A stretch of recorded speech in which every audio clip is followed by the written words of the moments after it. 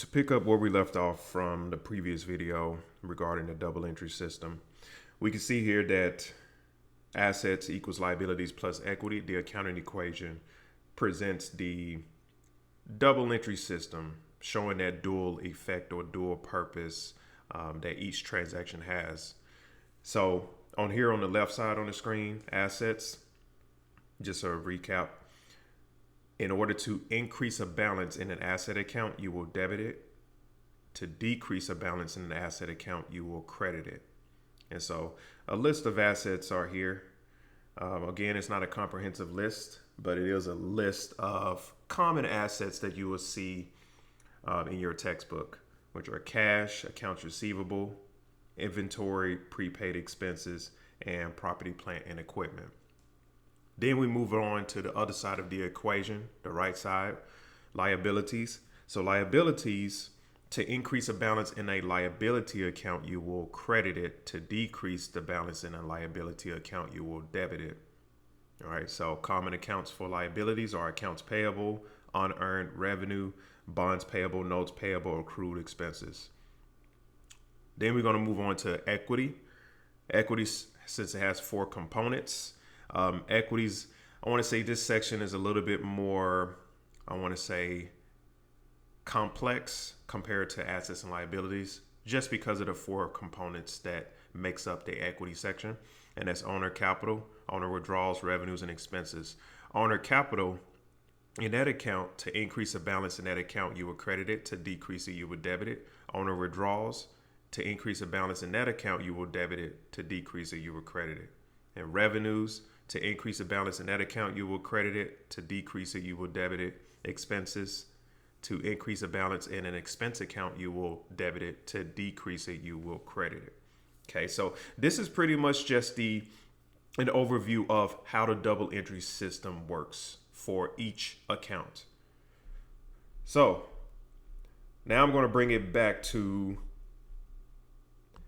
chapter 1, where we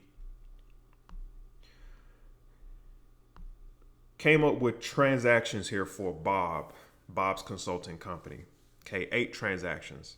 And this is what we analyzed in the accounting equation. Now what I'm going to do is use the double entry system to record each transactions in Bob's Consulting Company system or books. Okay, so on the right hand side here, I'm going to put on here double entry system.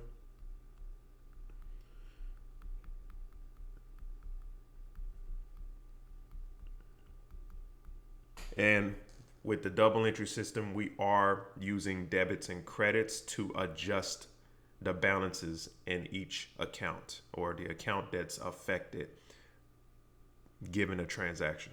Okay. So I'm going to set this up. It's going to be a pretty simple setup. I'm going to put on here just, let's see, I'm not going to put a date because I didn't use any dates. I just kept it simple. So I'm just going to put on here account description. This is the area where, or the column where we're going to put the account name, the account that's affected per transaction. Oh, and on the left of it, I'm going to put on here transaction number. Okay, or I just put transaction. So that's going to indicate what transaction number that we're working on. And then on the right, right side of account description, I'm going to put debit and then credit. Okay. So for transaction 1, Bob, the owner of Bob's Consulting Company, contributed cash of $20K and equipment valued at $30K into Bob's Consulting Company.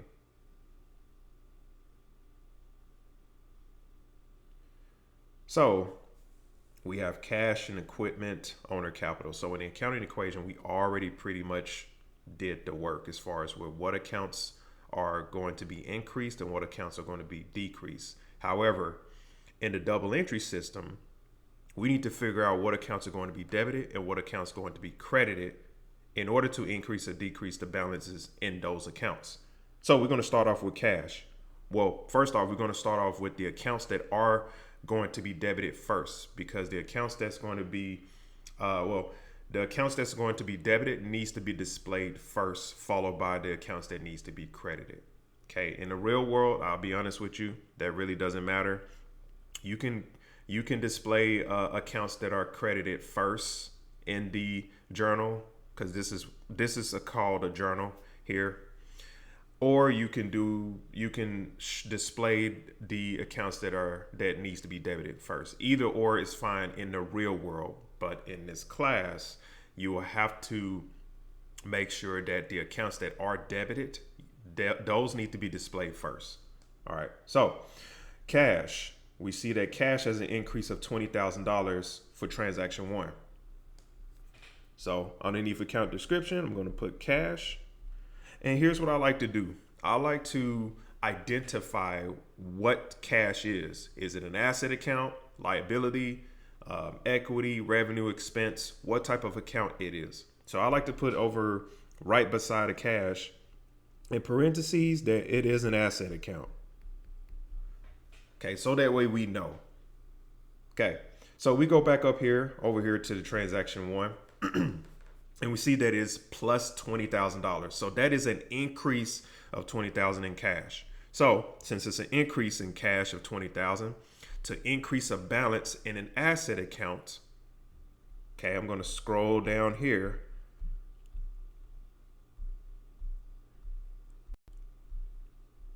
If it will let me. Now I got to scroll over here. There we go. Okay. So right here, to increase a balance in an asset account, we will debit it. Okay, as you can see here, we will debit it. So I'm going to go back up here and do just that. I'm going to put the $20,000 under the debit column. All right. Next, we got equipment. So equipment will also be the next one to put underneath the account description, underneath cash. Okay, so equipment, as we can see here, equipment is an asset according to the accounting equation. All right. So since equipment is an asset, I'm going to go ahead and put in here right next to equipment asset. And so since it's a plus 30,000, because equipment was contributed into the business, so that means that it increased the equipment account. The equipment, since it's an asset, since it's an increase of 30,000, we're going to also debit the equipment account. Okay. Lastly, we got owner capital. Okay, owner capital. So notice there's an indent here. I indented the owner capital here. And the reason why is because owner capital of $50,000, it is in the equity section. Okay. Now, in order for us to increase a balance in this equity account, i.e. owner capital, we're going to have to credit it. So we're going to credit $50,000 to this owner capital account. So I'm just going to go all the way down here just so you know that to increase a balance in the equity account, specifically the owner capital account, we will credit it. And there it is right here. So underneath the equity section, owner capital, contribution, there's your plus sign here underneath the credit column. So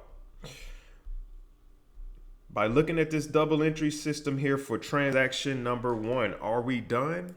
Yes, because the debit column of $50,000 in total matches the credit column of $50,000 in total as well, and vice versa. Okay, the debit and credit column must be balanced before you move on to the second transaction. Always, always, always. If it's not balanced, you can't move on. You have to figure out what happened. Okay, and fix it. So we are done. Now, mind you, the debit and credit column, just because you're balanced, doesn't mean that you're debited and credited the amounts into the correct accounts. So you have to be the person that confirms accuracy and confirms that everything is indeed correct. All right. So now we're going to move on to transaction 2. I'm going to pick it up a little bit. Oh, let me go back up here to owner capital. Owner capital is equity. I'm going to put in there in parentheses equity. All right. So transaction 2. So transaction 2, we see that there's let's see, Bob's Consulting Company paid $2,000 to rent out a facility for the month. Okay. So rent went out of $2,000 and expenses was increased by $2,000. So since this was for rent and we need to display the accounts that are going to be debited first, we're going to debit rent expense for $2,000. Okay, that's increasing the balance in that rent expense account. Okay, how did rent get paid? It got paid by cash. Okay, cash is an asset. And to decrease a balance in a cash account, we will credit it. Okay, are we done? Yes, we are. Move on to transaction 3. Okay, transaction 3. Bob's Consulting Company bought office supplies for $500. Great. Okay, if we can see here in the accounting equation, office supplies went up, cash went down, and they're both assets. So the account that's going to be debited is going to be office supplies. Okay, it is an asset. You want to debit it for $500. Okay, how was office supplies acquired? It was acquired by cash. Cash is an asset, so to decrease an asset, we're going to credit it. Excuse me. Are we done? Yes, we are. The debit column matches the credit column. Transaction 4. Bob's Consulting Company performed services to a client for $50,000 for cash. Great. So the accounting equation shows that cash was increased and revenue was also increased. All right. So since cash was increased, we're going to go ahead and put that in first because cash is an asset. And to increase a balance in the asset account, we will debit it. So the amount is $50,000 and I'm going to debit it. Okay, what was it for? Services was performed. It was revenue. So to increase a balance in a revenue account, we will credit it. So I'm going to use service revenue. Okay, and I'm going to credit that account because we're going to increase the balance in that account. Are we done? Yes, we are. So transaction 5. Bob's Consulting Company paid salaries of $2,000. Great. So in the accounting equation, cash went down and expense went up, which is salaries.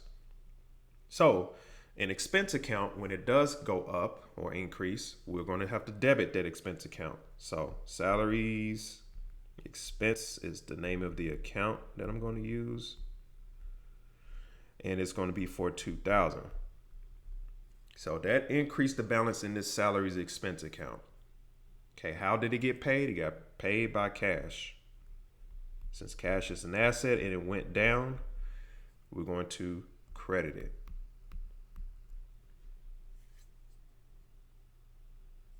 All right. So going back over here to the accounting equation, you see that it has on here negative $2,000. All right. So try not to get that confused because this negative $2,000 is increasing the expense account. It's just that in the accounting equation, whenever you record a revenue, so going back up here to transaction 4, when you record a revenue, it's going to be a plus or increase in money or increase in inflows. All right. And that's because it's revenue. So you have to put the appropriate sign on there in the accounting equation that, oh, revenue is a positive and expenses are negatives because expenses are going to bring down the revenue that was generated. But in actuality, if I scroll up here, if it's going to let me, there we go. Salaries expense, when you debit that account, you are increasing the balance in that account. Okay. So going up here Looking at transaction 4 and 5, service revenue of 50,000. That 50,000 is going to be subtracted by the salaries expense of $2,000 to get to your net income. Okay, just wanted to provide some clarity there. Okay, so transaction 6, we're almost done here. Bob's Consulting Company performed services to a client for $60K for cash. Great. So this is pretty much identical to transaction 4 with the exception of the amount difference. So cash is going to be debited since we received cash. Cash is an asset. So since cash was increased, we're going to debit that account by 60,000. Okay, what was it for? Service revenue. It's going to be for that same amount, $60,000. It's going to be credited for that same amount. Okay, transaction 7. Bob's Consulting Company paid utilities of $300. Great. So in accounting equation, cash went down and expense went up. So that expense is utilities expense. So utilities expense is going to be debited for $300, indicating the increase in that account. How did it get paid? It got paid by cash. Cash is an asset, and money went out. We're going to have to credit that account for $300. Okay, last transaction here. Bob withdrew cash of $1,000 for personal use from the business. So cash went down and owner's withdrawals went up. Okay, so it's essentially owner's withdrawals is, I want to say it's like it's similar to expenses. So owner withdrawals, to increase a balance in the owner withdrawals account, we will debit it. So owner withdrawals.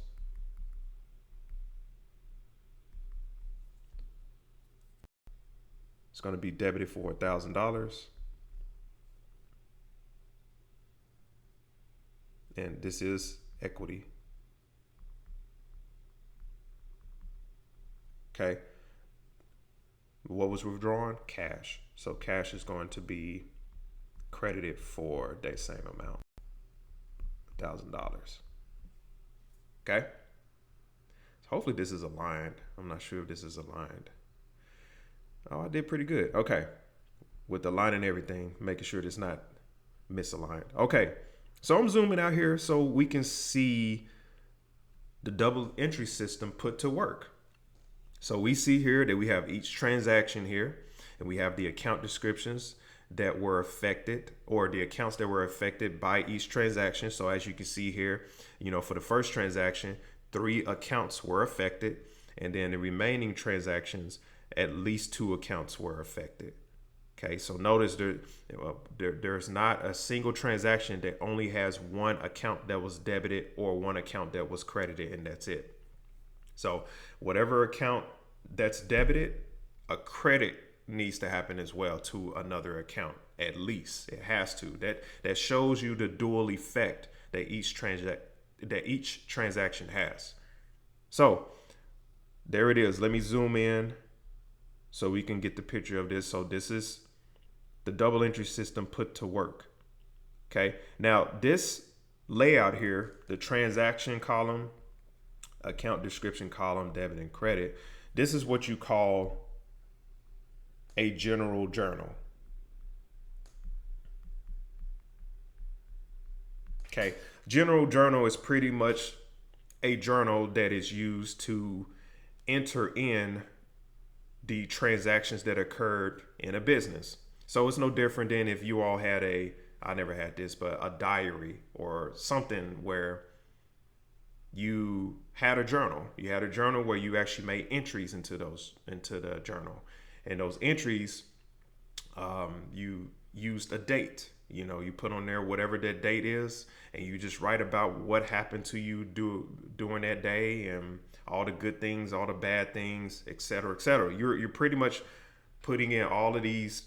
You're entering in all of this information that pertained to you, that affected you in a given day within this journal.